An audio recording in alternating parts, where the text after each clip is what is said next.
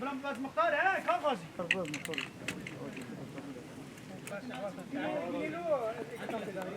اما وكو فلاحکانی سنوری قضای خبات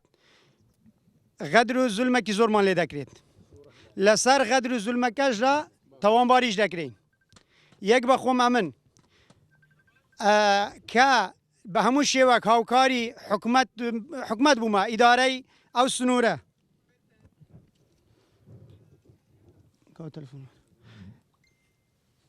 لبر اوی اما 4 مانگ پیشی استا عیناً دوباره آگادار مان کردنوا لبر اوی چه کارسات رو نداد تو گرژی و آلوزی درست نبید که اما او رو او کنگره روزنامه‌ای من درست کردیه لبر اوی بهمنانه بلا سر خو آگاداری سنوری خو من بکینوا وکو لانی پیوندی دار اگر بهانای او فلاحانه و نین سبایی هر کیشک هر مشاکلک هر کارساتک رو بداد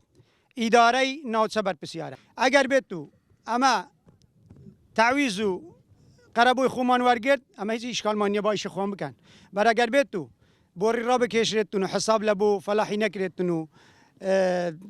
تعویض ندیدتونو مستفید نبین لیش کرد نکیدا اما ایشک واروی فلاح و او مقاول کاری خوی تواو کردیو تنها او مایا بوری دا بندریتن بس اوش لبر اوی اما دمانویتن که بهمنانه او پیامه بگینی لخورملی را اوانا ضررمند بونه حتی دگتا نو کار گروپ کی اوکی شیطان بود روز کی بوری بنازه او بوری لا مانگی 4 و دستیان پیکردیه حتی استا هر درین پروژه که حکومیه و قربو نادرتنو والحاصلی یعنی خلک کز استا و کشتوکال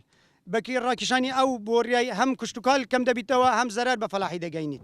کسیش نیه اور لفلاح بیده ما دوا کاری سرو که حکومت بهانای ما بیتنو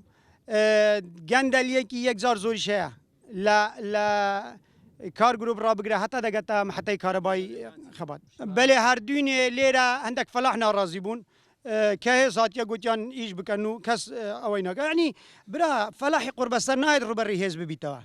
ادیو هزانه لچه بون دونه داعش حتی سلسله کله چهات لچه در بون هز اویا اگر لجی اگر رگری لی بکره رگری لس حقی خوی دکات کبرا هيا حسر مالي او ملكي لي بشين دريتنو حسابي لولاتان او ريلا بهر شوينه كده بتشيتن صاحب ملك مانغانا كري خوي ورد اقري مالي بالي دايتوا لا دس لهيز نادات بس لا لولاتي ما عدمان تيك دريتنو زراعه عدمان دشين دريتنو حساب هيش لبو فلاحينا كري